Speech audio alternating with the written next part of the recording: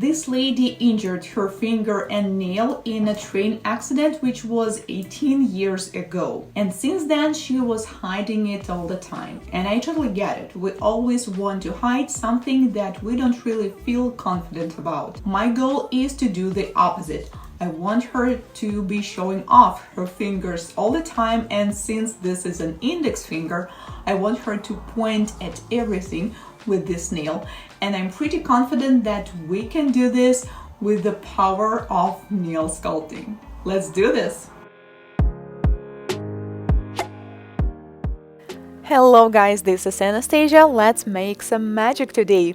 This is the client and this is what her injured finger looks like. We can see that this nail has extremely deep curve, and this is what makes it so challenging. We cannot just take the form and fit it like usual. If we try using soft gel tips or regular tips on this nail, we will need to apply them on top of it, and this is what will make nail extension on this nail look extremely curved and downwards.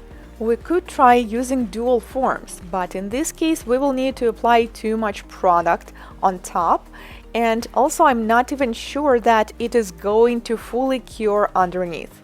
Plus, we don't really want to have extreme thickness on the nails because they're not going to last. So what should we do then?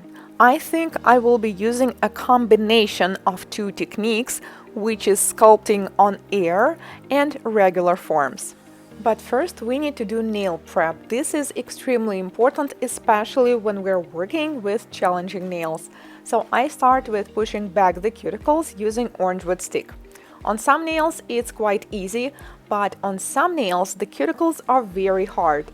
So on the injured nail I decided to use on a clean bit, or another name of it is safety bit. It doesn't have any abrasive on it, which means it is very soft, but also it's not really going to clean anything. So technically it's working like a little pusher. It helps me to push up the skin, so it will be easier to prep it for nail extensions.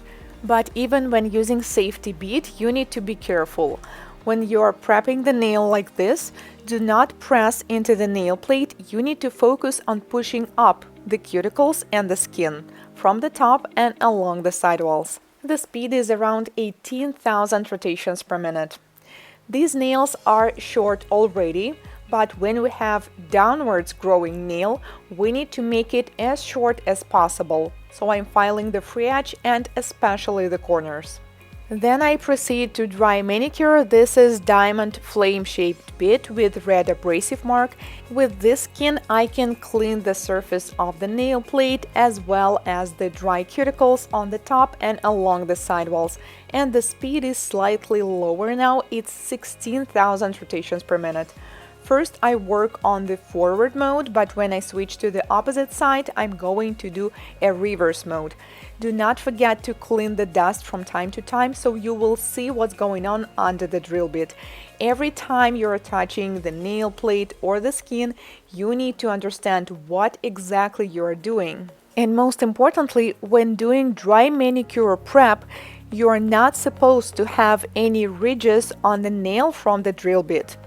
The only thing that is acceptable is that normally we have this shiny surface on top of the natural nail, and after working with the drill bit, after doing dry manicure, this surface near the cuticle is going to be matte, like you just worked with a buffer, and that's it.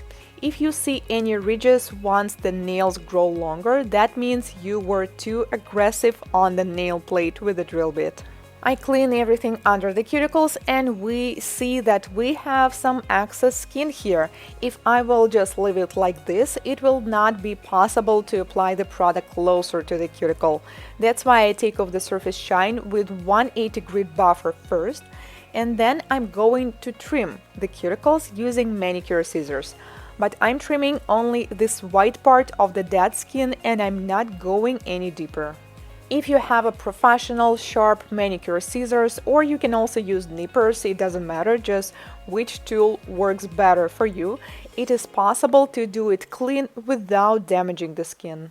This client also has extremely dry skin, so I decided to use a soft buffing bit around the cuticles to make sure that we get rid of all these dry parts.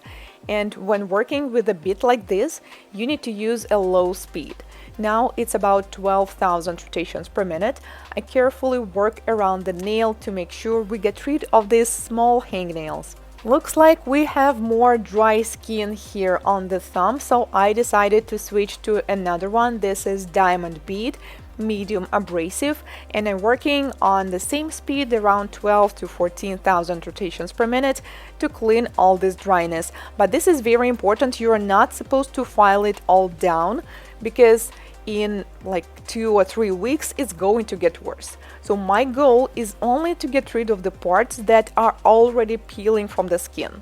And then I recommended her to use moisturizing cream, and even cuticle oil may work. Another important recommendation here is to wear gloves whenever you're outside during the cold season, and also do all kinds of housework using protective gloves.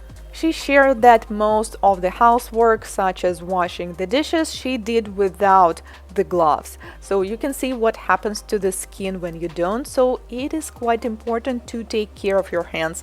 So I recommended her a very simple home spa.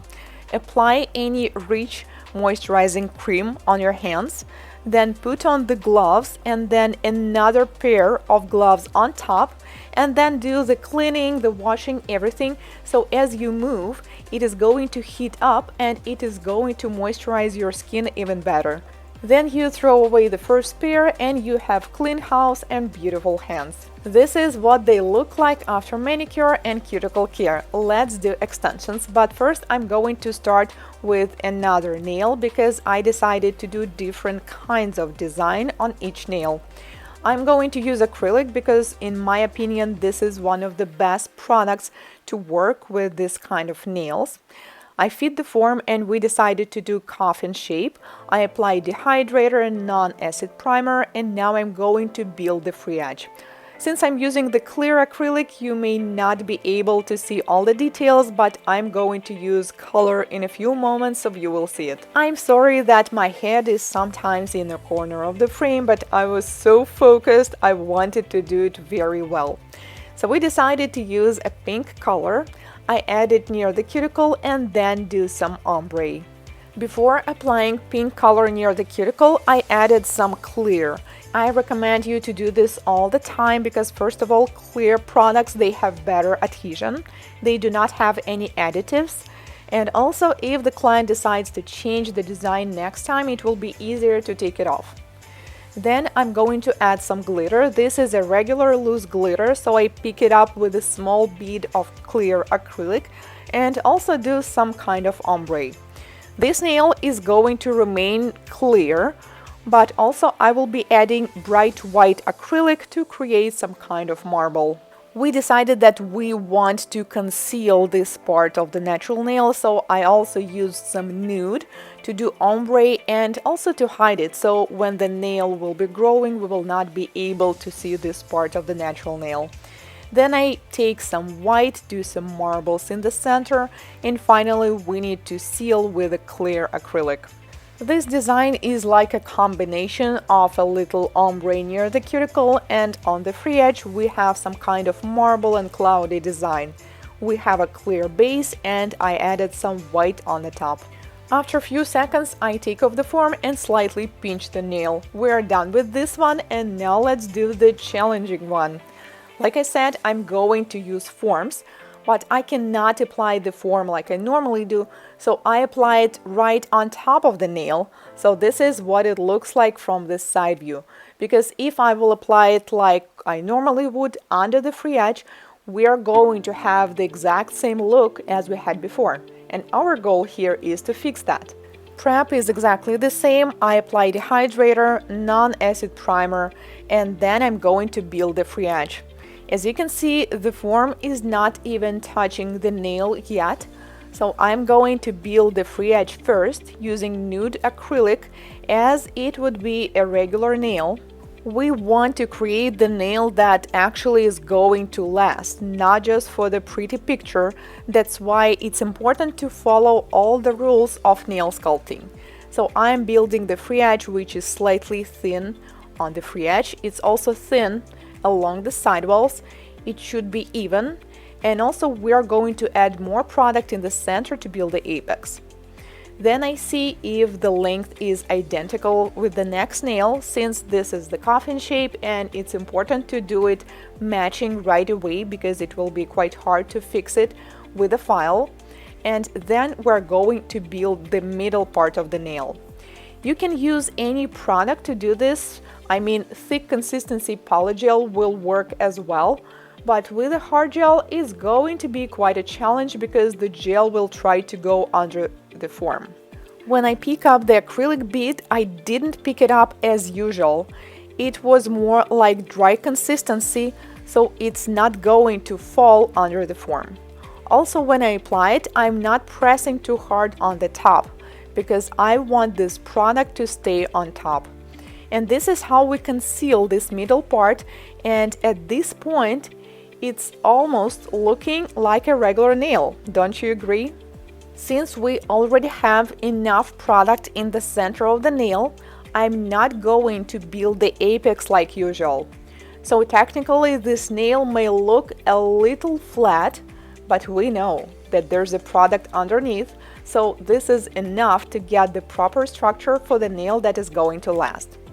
And then I simply do the design. I add some pink near the cuticle and do the ombre, then I add some glitter.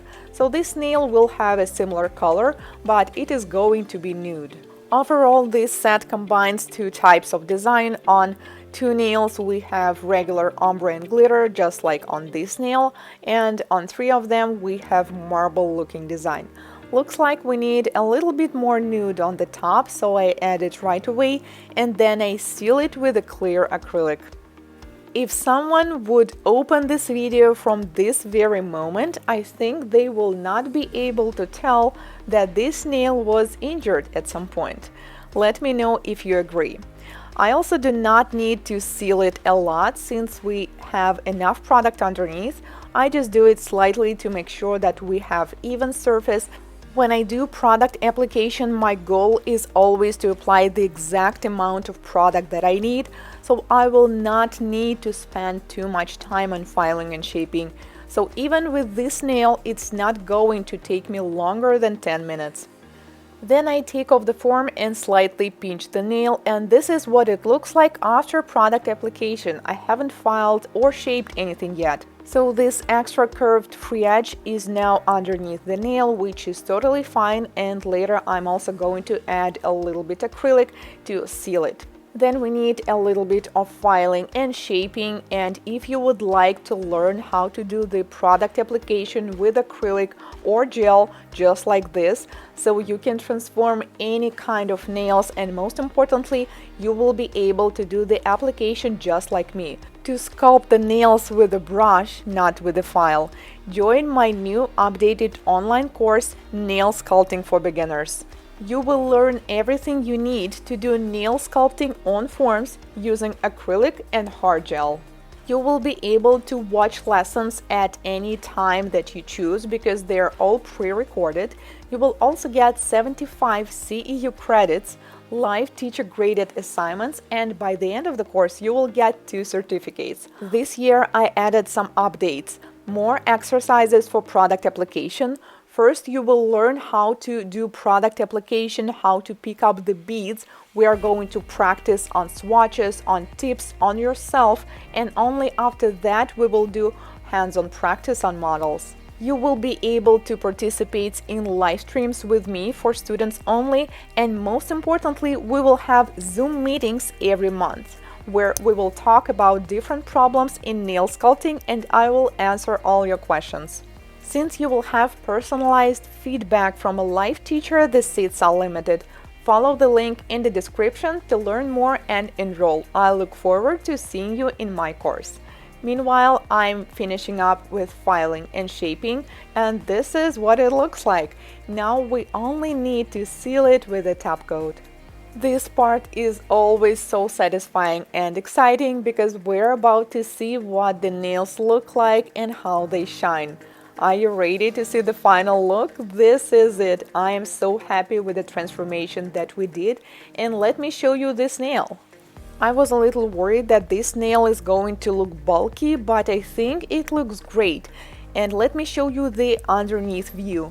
I added some acrylic right here so it will be sealed, and you can see that the rest of the nail is thin as usual. So yes, it is going to last, but we need to do fill after 2 or 3 weeks, not more than that. Let me guys know what do you think. If you enjoyed this video, please do not forget to subscribe and give me a like. And new videos will be coming up every week. See you in my next one. Goodbye.